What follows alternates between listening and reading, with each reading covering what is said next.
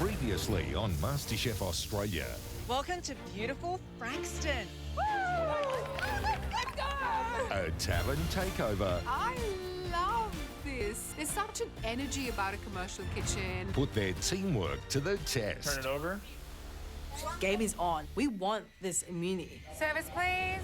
They took pub meals and gave them a facelift. I reckon that's an absolute pub banger right there. That is so Moorish. I love this. I think they've done such a good job. This is super. And the green team won the day. Tonight, the orange team faces an elimination with a massive Aussie superstar.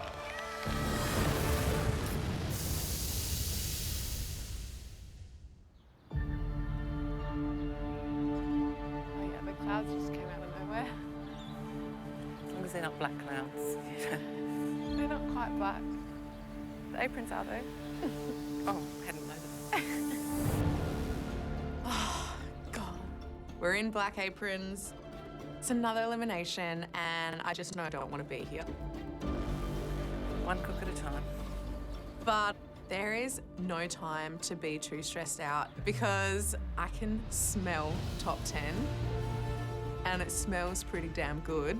So today, whatever this challenge is, I really have to knuckle down and just focus. Today, I am not going home. Cook and learn. Cook and learn.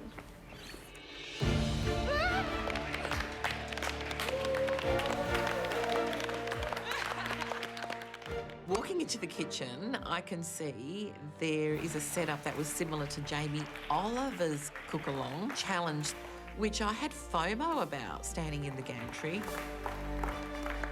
But now that I'm in the kitchen wearing a black apron, it's pretty scary. Hello, everyone. Good morning. Firstly, the elephant in the room. Pez is not here. He won't be cooking today. I hope you guys have recovered from yesterday's service challenge because you're going to need to be at the top of your game for this elimination. Today, your survival in this competition relies solely on the chef that's about to walk through those doors. Don't tell me Jamie Oliver is coming back. His restaurants are home to Michelin star cuisine. He's based in LA. It's gotta be. But is an Aussie through and through. He's world-renowned, a national icon, and a lifelong friend of this kitchen.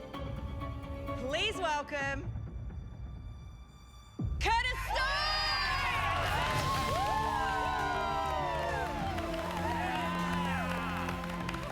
It's Curtis Stone, and I'm thinking, yeah, bring it on.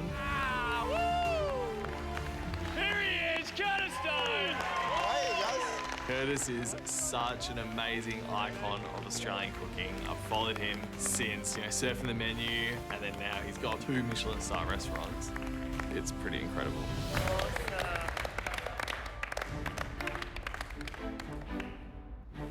Ali's Curtis Stone! I know! He's like the Thor of the kitchen. Very, very cool to see you in the flesh today. Welcome. You feel welcome here? That's my nervous energy. Curtis, what have you been up to, mate? Oh, mate, lots. We just opened a restaurant in Mexico, and I've been in and out of Mexico, so that's been sounds great. tough. Yeah, it's nice to open a restaurant near a beach. You're a busy man. How do you do it? You know what? I love what I do. I get up in the morning, I'm excited about the next challenge. What about this place? I mean, every single time people are stoked to see you. What do you love about the kitchen? While some faces look a little more nervous than others, but it is wonderful to come in here. This is like family to me. It's a real joy. Right, it's no secret that Curtis Stone is one of the most successful chefs to come out of this country. And today, your challenge, and it's a big one. You have to keep up with Curtis Stone.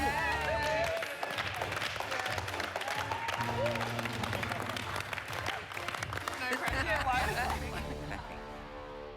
my goodness, keeping up with Curtis, like, his arms are so long, they span the whole kitchen bench. And I've just got these tiny little fingers, like, I'm excited, but I'm quite nervous. You know what? I'm really, really nervous about this. So Curtis is going to cook one of his dishes, and you are going to have to copy his every move. You got to pay attention. He's your only point of reference in this challenge. You got no recipe to read, no final dish to look at. If you fall behind, it'll be almost impossible to catch up. And trust me, the man can move. And he waits for no one. This keeping up challenge is scary. We're not following a recipe. You don't get to see it, you don't get to taste it, you just have to follow him. And Curtis Stones, he's a Michelin star chef. That is so scary to me. Right, Curtis, I think they're pretty keen to know what dish stands between them and going home today. What are you cooking? All right, well, listen, I think when you go into a restaurant and you look at a plate of food, it should look inviting. There should be lots of different colours on the plate, but it shouldn't look complicated. But that doesn't mean it wasn't complicated to make. So today we're going to be cooking my spice-rubbed pork with beetroot that's been smoked and Hasselback potatoes. Right, so there's going to be lots of flavour, lots of balance, lots of texture, and it's going to be a really sophisticated dish. So don't let looks deceive you. All the ingredients and equipment you'll need will be at your benches.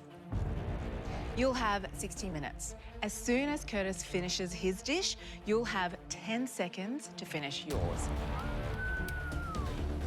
Remember, we'll be on the lookout for the dish that looks and tastes the least like Curtis's. If you're the one that cooks it, you'll be going home. All right, Curtis, we'll leave you to it. Everyone, to your benches. Good luck, crew!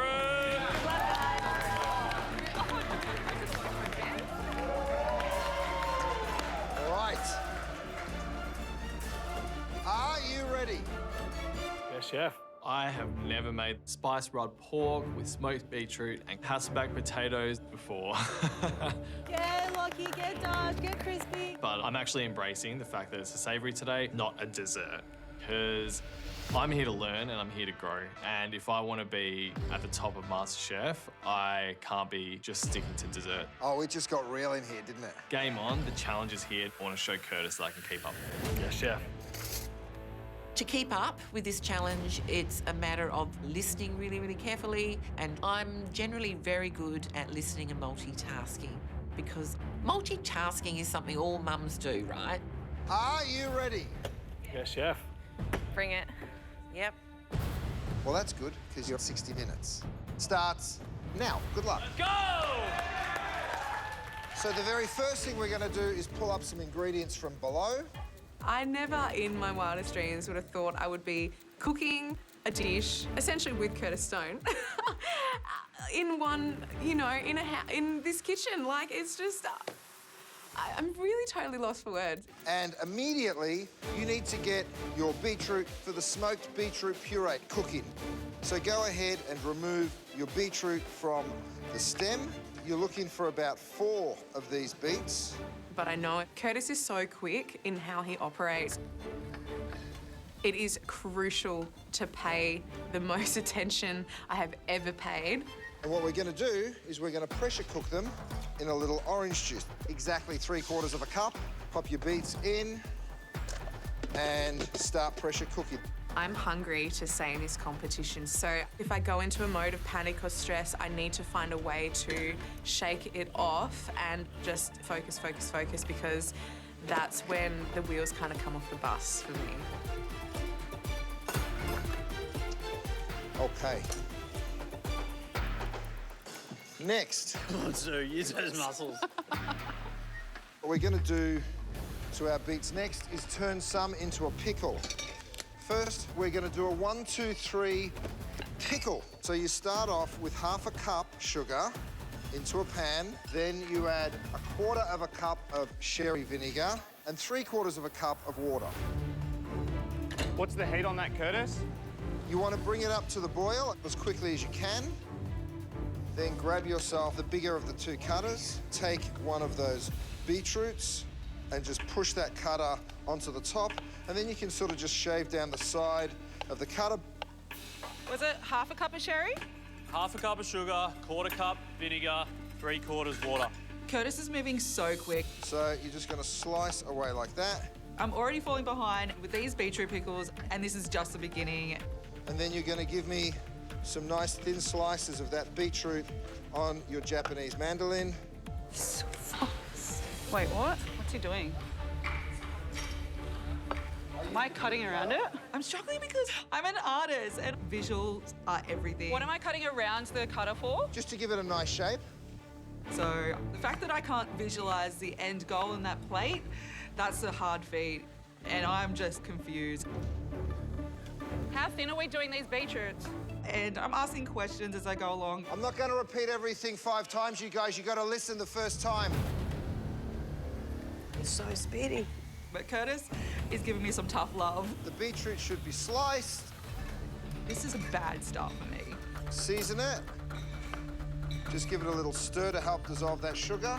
Is it the smaller one or No. the bigger one? You got it right. Use the big figure out of the 2 cutters. Next, I feel like Curtis has got somewhere else to be, or an appointment, a date. your pickle should come up to a boil. He's going well faster than I thought he would be. Pour that straight over your beetroot and allow that pickling to begin.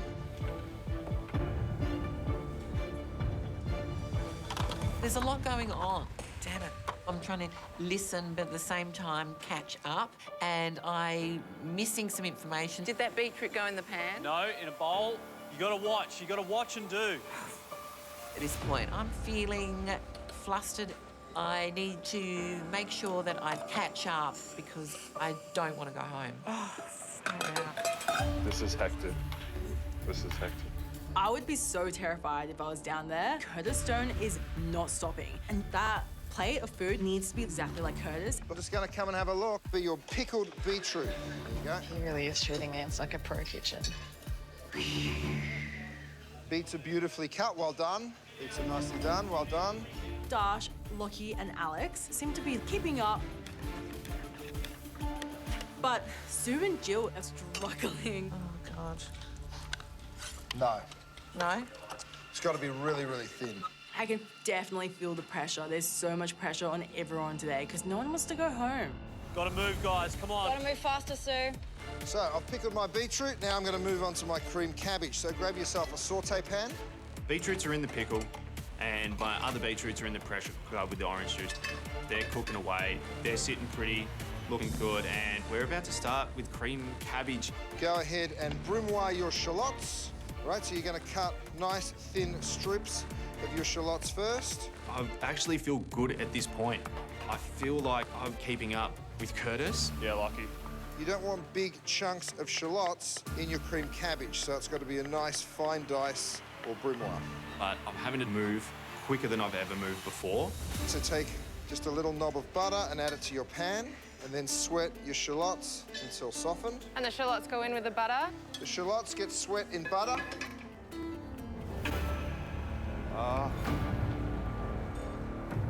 Oh, lucky.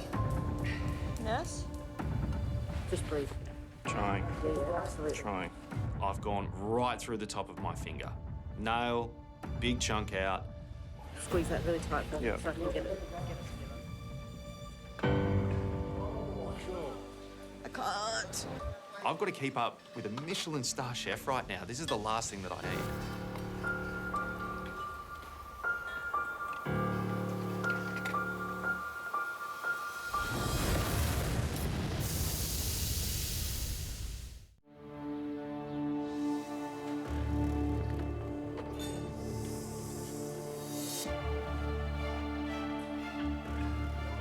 I've got to keep up with a Michelin star chef, So now I'm going to move on to my cream cabbage. and I've cut right through the top of my finger.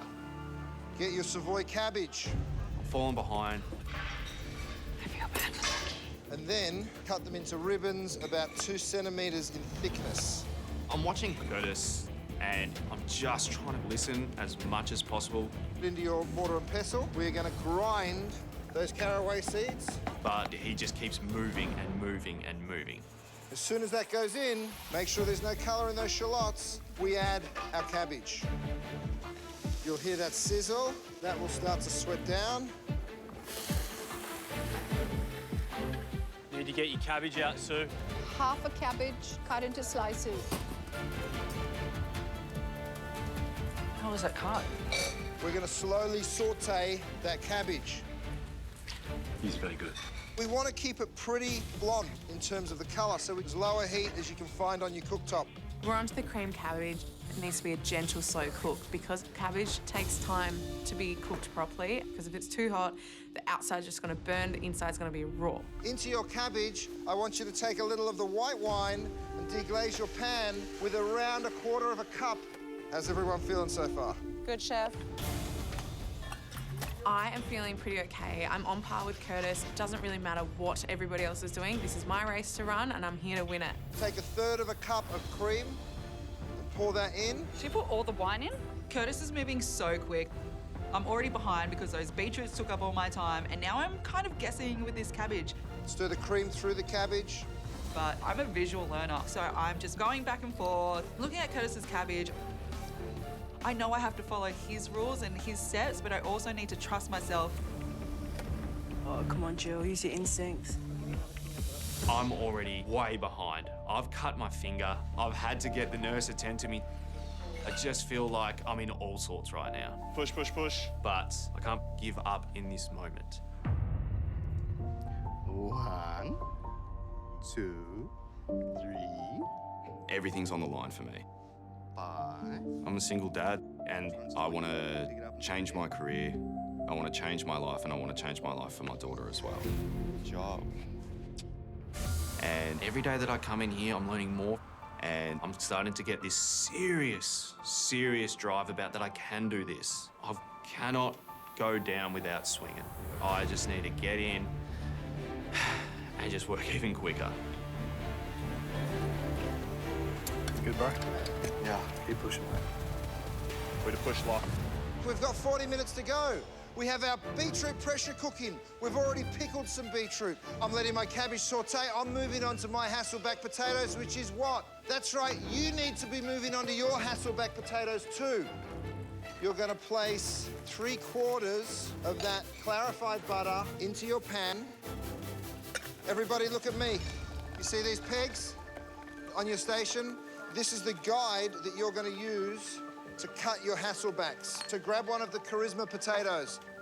Moving on to the Hasselback potatoes, which I've never made before. Stick it in between those 2 pegs. Slowly cut just down the side, not too deep. I'm feeling like I haven't got a chance to think about how I'm feeling, to be honest, because, I mean, I'm keeping up with Curtis, which is the main thing. Very gently, the first couple of slices are very important. I'm talking maybe 2 or 3 millimeters in between these slices. It's pretty cool.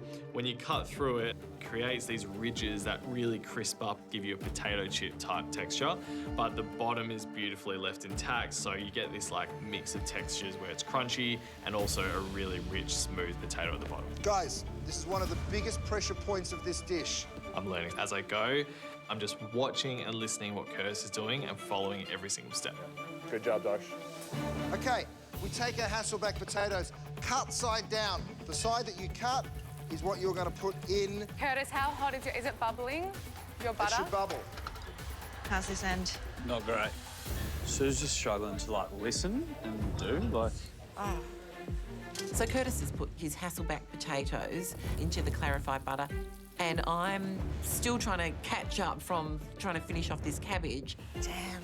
I'm trying to juggle the cabbage and the Hasselback potatoes, but I know the potatoes are really important to get right. She doesn't even have her potatoes in yet. It's not getting any better at this point. I'm feeling as flustered as I was when it started. And still trying to catch my breath. Put the Hasselback potatoes cut side down into his clarified butter. In here. I notice that my butter, it's not boiling, but I have to move on. So I throw my potatoes into the pan. And then I hear Andy call. Don't forget your cabbage. I'm so focused on the Hasselback potatoes that I have forgotten about my cabbage. And I've left my pan on too high. My shallots and cabbage are too brown. I'm not sure what I'm going to do. I'm in trouble.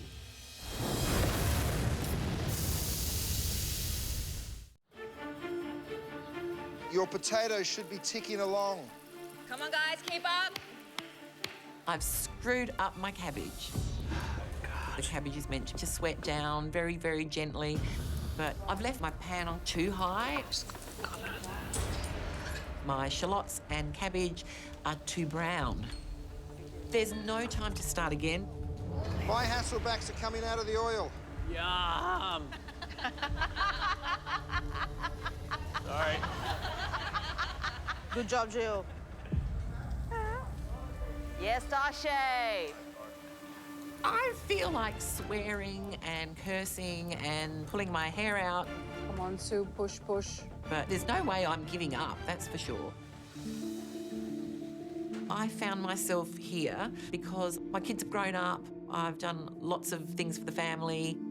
And I thought, well, now maybe it's just time that I do something for me. And I just love every minute in this kitchen. So I just know that I've got to keep pushing on. So I decide to take out the cabbage, Leave the burnt bits out. clean out the pan, get all the dark caramelisation out, Do it quick, Sue. and I put it back in, add more cream, and start to get it sautéing down again, and hope for the best. Good one, Sue. Good one. Come on, everybody. You got to pick up the pace. Once you've had your beetroot in for 40 minutes, what we do is we relieve the steam. 20 minutes ago, and I can barely keep up with Curtis from the gantry. Dude, he's working fast. But Alex and Dash, they seem to be going all right. Come on, you should have released your pressure by now, everyone. I'm quite stressed and worried for Sue. I think that sense of being overwhelmed is now starting to show. She's taken her potatoes off the heat, but they look a bit undercooked. And her cabbage is burnt now. Go ahead and take out your beetroot, and then you can toss these straight into your blender, and we turn it on high speed. Jill is slower than Curtis Stone, but she's not too far behind though, and I think she looks focused. Try not to make a mess. We don't want it to look like a hospital in here. Although looking at some of your fingers, it already does.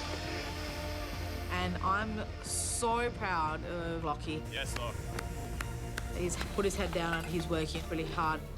Lockie, you're doing really well. Just keep pushing. Once you're happy with your consistency, then what we're going to do is insert smoke. Go ahead and light it. As soon as that smoke starts pouring out, like mine, go ahead and stick that nozzle right on in to your beetroot puree.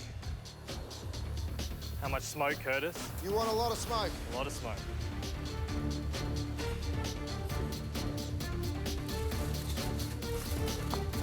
Jesus.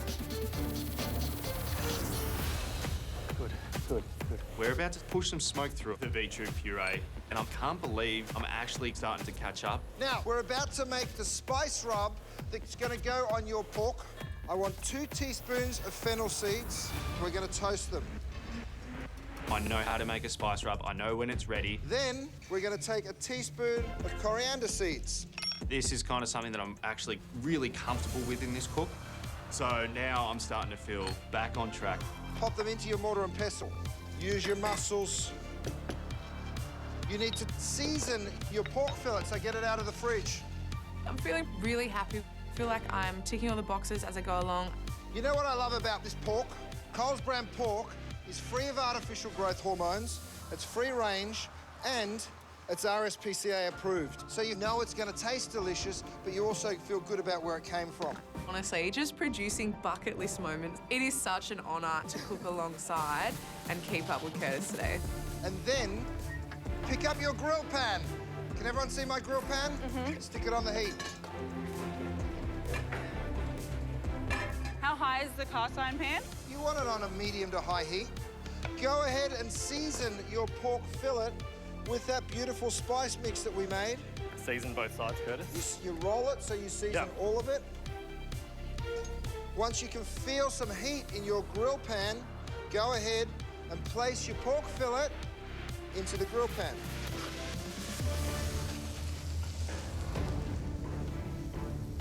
Instantly, I hear that sear and sizzle, which is exactly what you want to hear. Go, Dosh. Going well, Jill. This is the main component of the dish. It needs to be cooked perfectly. We're looking for medium rare to medium, somewhere around that. You want your pork to be juicy, still pink. We do not cook pork well done. It is not the 1970s anymore. Now, to make sure that your pork is perfectly cooked, you could use a probe thermometer. But today we're not going to. We're just going to use our skills. Oh my God. We're not going to be using a thermometer today, and that is going to be a tricky step. But I'm relying on the fact that I got my pork in at the same time as Curtis, because it means that if I've nailed the heat in my pan, I just need to take this pork off exactly when Curtis takes it off, and I'll have a perfectly cooked pork. We're about 5 minutes off starting to plate this, you guys. We're going to make a mustard dressing. This is the final element. Come on, everyone, don't fall behind now. We're going to place a tablespoon of Dijon. We're going to place a tablespoon of grainy mustard. If you're not making your mustard dressing with me, you need to catch up.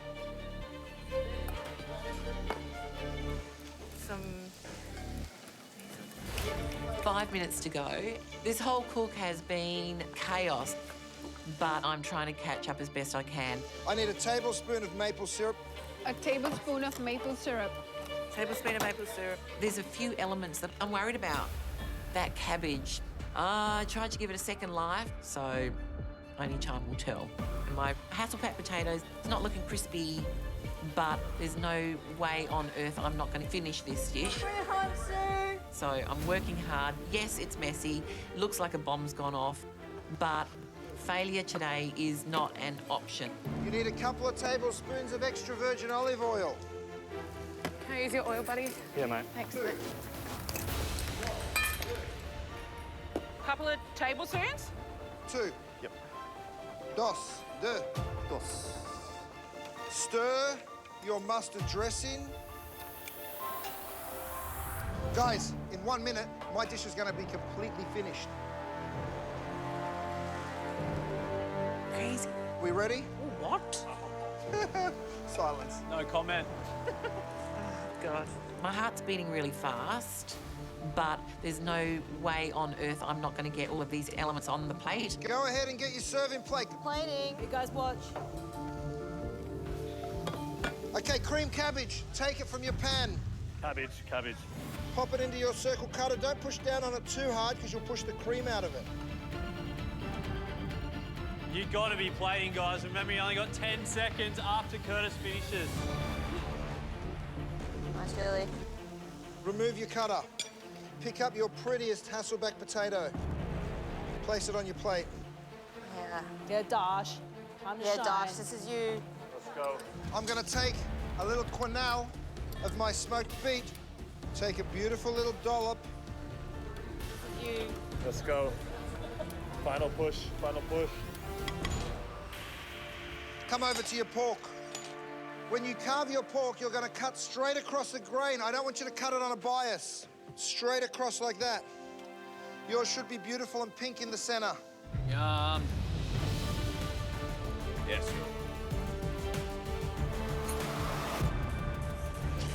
I think Sue's pork is lost. For pork. Yeah.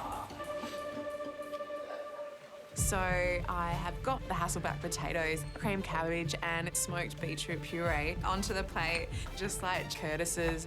And now it's time to slice through my pork. But it just doesn't look right. It's under.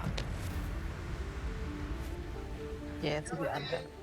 And I'm trying to slice through different bits to see if it's better.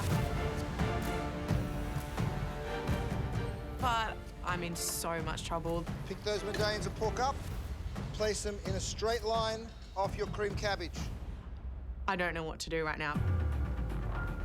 If I put up undercooked pork, I'm going home.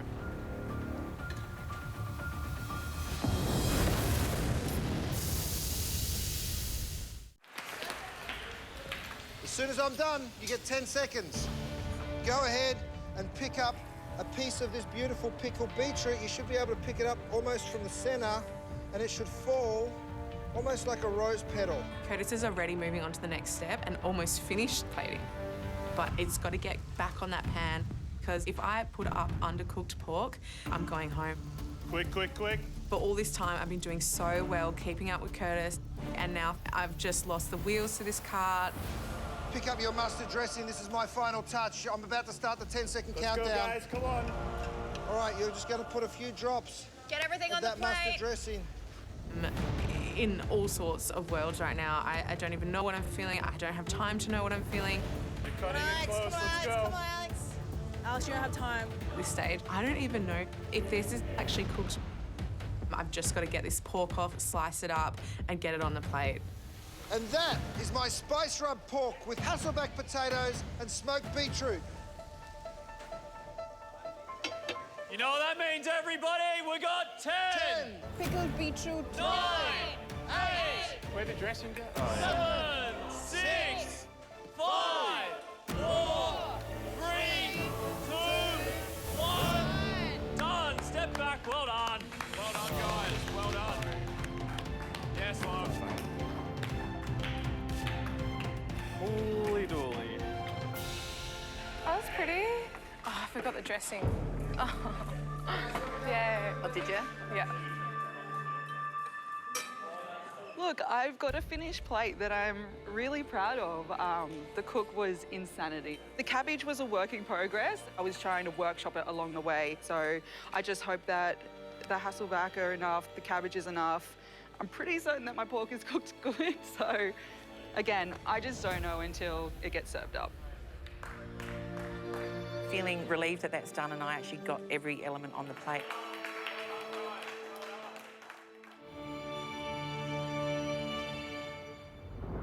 Curtis, mate, I think our contestants witnessed firsthand that you have still got it. Because at the start of that cook, mate, you went like a clackers. It was very impressive to watch. Oh, thanks, Andy. You know, I think that these guys had a lot to wrap their head around in a short amount of time. And I think some did really well and some struggled a little bit more. But for the most part, they did a great job. Should we get the first dish in? Yeah. Go, Dash. You got this, D-Money. Heading towards the judges and feeling pretty good. I couldn't have done any more in that cook. I really just had my head down, I was focused, and I executed what Curtis had told us to. Dash. Guys. Hey, Dashi.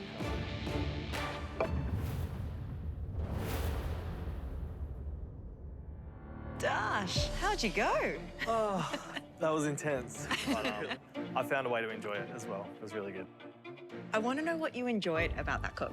Oh, I think what I enjoyed the most was like all the different techniques that I learned. I think we'll try it and see how you went. Awesome. Thanks so much today, Curtis. Thank you, Dash. Thanks, Dash. Dash.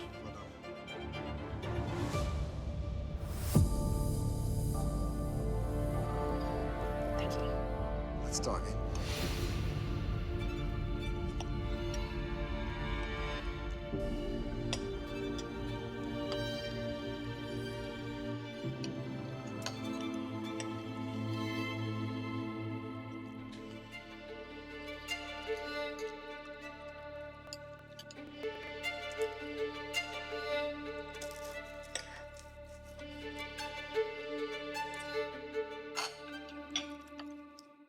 I realised why he had that smile on his face.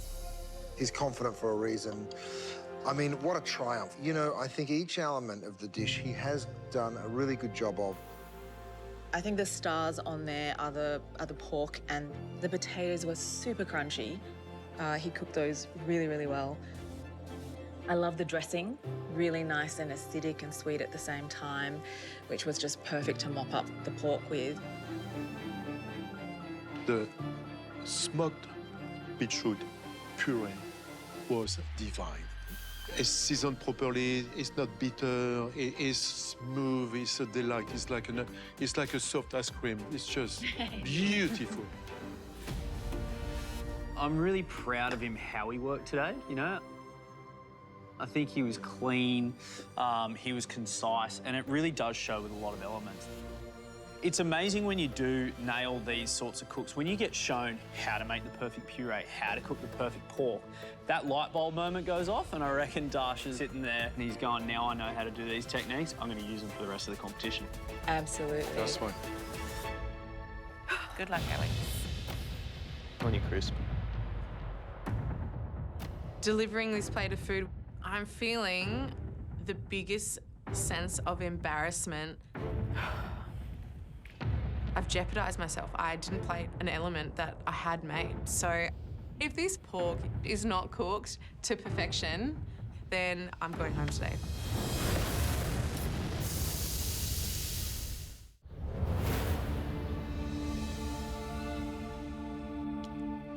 Hey, Alex.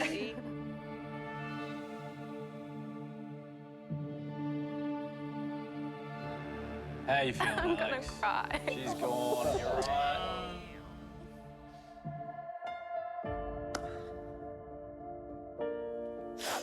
Not my day today.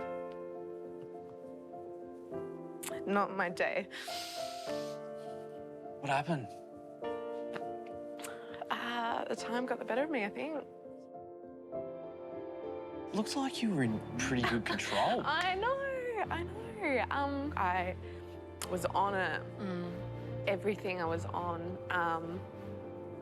And then I actually just thought when I took my pork off that it was really under. So I whacked it back on. And then from there, I think I just got in my head a bit, frazzled out. Yeah. I'm looking at the plate and the mustard dressing is Not missing. there. It was ready to play. I just didn't make it on, which is such a shame because, you know, I look around me, everybody else has got theirs up. Right, Alex. Well, we'll taste it. We'll cross everything for you.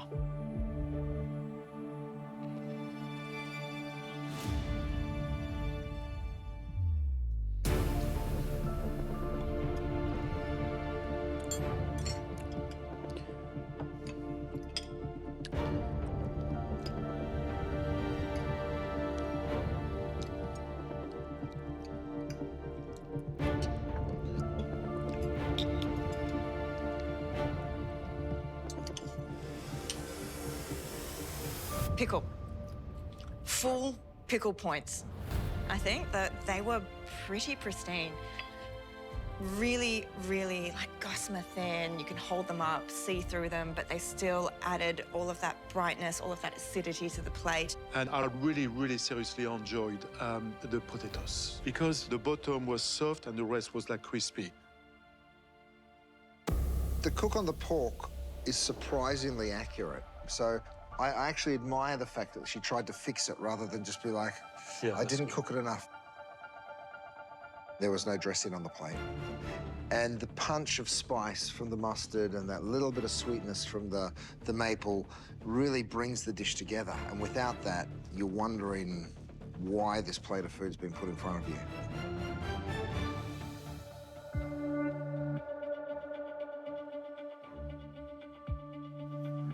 Hey, Lucky. Lucky. G'day Hi, all. Lucky. How are we? Good. Lucky, show us your hands. Is it throbbing? Once the adrenaline wore off, it started to throb. The only reason why I bring it up is that it's remarkable that even though you spent so much time getting your finger fixed, you still managed to produce this plate of food. Well done. I'm pretty happy with myself that I just really pushed and knuckled down. Thanks, Lucky. Awesome. Thank Thanks, you. Malcolm. Thank you. Thanks.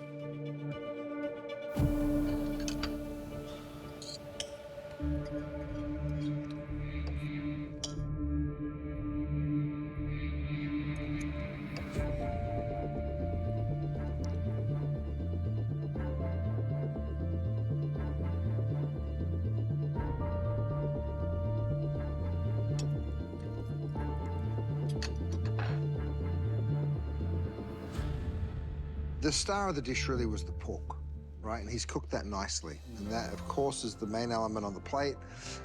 So I'm really appreciating the fact that he got that just right. He's a spice man, and I think just the familiarity with working with spices all the time gave him just that extra confidence with that element. And he's just got it the most thoroughly coated and has it really seasoned well. I'm amazed that he managed to get that plate of food up, which shows a great deal of courage and conviction. So I really applaud him for that. So, is Loki going to be lucky enough today? I think so. The potatoes are very, very thinly cut, well colored, it's tasty, it's well seasoned. And the pickle, I love it. Sliced properly, with the right textures, and still with the sweetness of the beetroot coming out.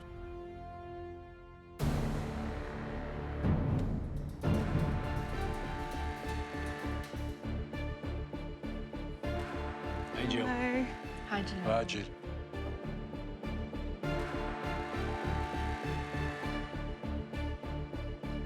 What was it like keeping up with Curtis? Insanity.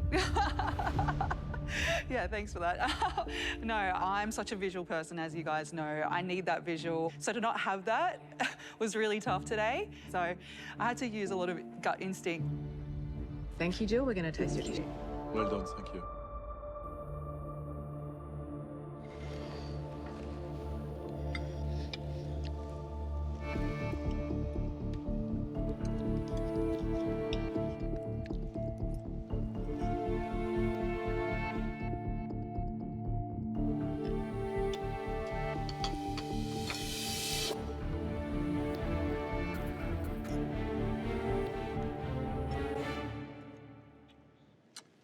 Wow. I think Jill's done a good job. I mean, as a complete dish, all of these components are done pretty accurately. The cabbage, I think she's done it really well. It's all just sort of collapsed and wilted while still having that little bit of edge to it. And then that creaminess has really held it all together wonderfully. She used her instincts to give it that richness. So I think she's done a cracker of a job. Go, Sue. Go, Sue. Thanks. You got this. I'm feeling worried. I know I've got the elements on the plate, but I don't know if they're all correct. The whole MasterChef experience for me is the most amazing thing I have done myself. It's weighing on me that it could be me today, but I'm praying that it's not.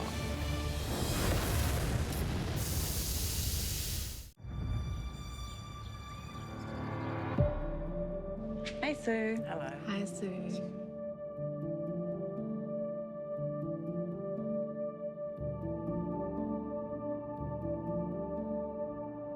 How are you doing, Sue?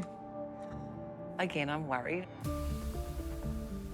I got off on the wrong foot, and I think I just struggled from that point on. And yeah, I just was all over the place today. I feel like I got everything on the plate. Not really sure if it's spot on. So yeah, it's nerve-wracking. What is it that keeps you fighting? I've never wanted anything quite like doing well, or in this competition. You get to that point, I think, when your kids are old enough, you sort of think, well, what am I going to be known for? What's my legacy? I want my kids to look at me and go after. I always say to them, go after whatever you want to do. Now you're leading by example. Yeah. Yeah. Thank you, Sue. We're going to give it a go. Thank you. Thank you, Sue. Thank you, Sue.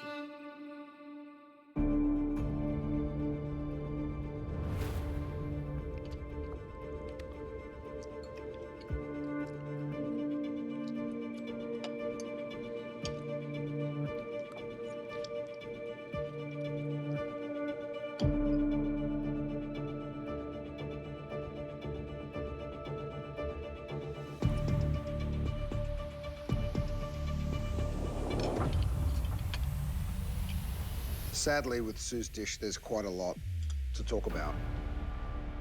Well, I mean, let me start with the Hasselback potato. It's quite undercooked. And not only is it not crisp, it just hasn't gone all the way, you know, so that it's still a little crunchy. You can literally hear it as you cut through, and it's one of the only vegetables that you just cannot leave crunchy. It's a problem. Cabbage, it's still got too much of a bite.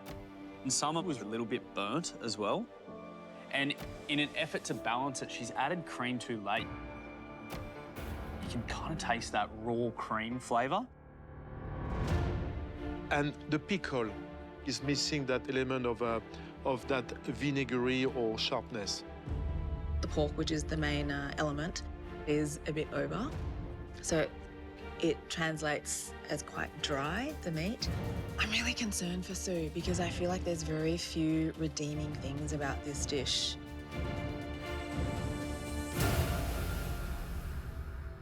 Look, I drank a lot of Melbourne's finest coffee this morning, so I came in ready to put you to your tests, and you guys responded. You did really, really well. So well done, guys. Let's start with the good news. Curtis will be joining us again tomorrow.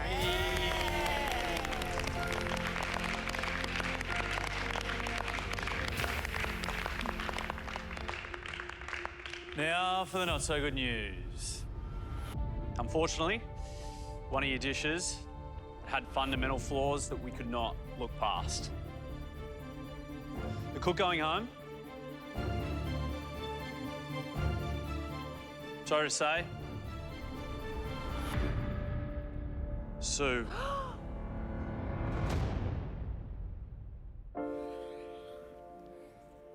Sue, you dared to chase your dreams and you're well on your way to making them come true. What have you enjoyed most about being in here? Everything about it. There's nothing. Even the hard moments were relished by me, so. It really is a magical experience, isn't it? Yeah. I totally understand. I know you would understand that. Sue, this is a really hard moment for us, but it's time to say goodbye. I am gutted. But I had a lot of fun the whole way. And hopefully there's other people like me that maybe have aspirations. Let's bring it in. And they think they can't and they'll wait maybe one day. Go for it would be what I'd say to people. Yes, Sue! Tomorrow night on MasterChef Australia, Curtis is back with a life-changing immunity challenge. The winner will have their sauce sold in Coles stores across the country until sold out. Having my sauce on the Coles shelves, unbelievable dream come true. Today's immunity is the biggest one so far. It's a huge win, whoever's getting it, and I bloody well hope that's me. Yeah, game on.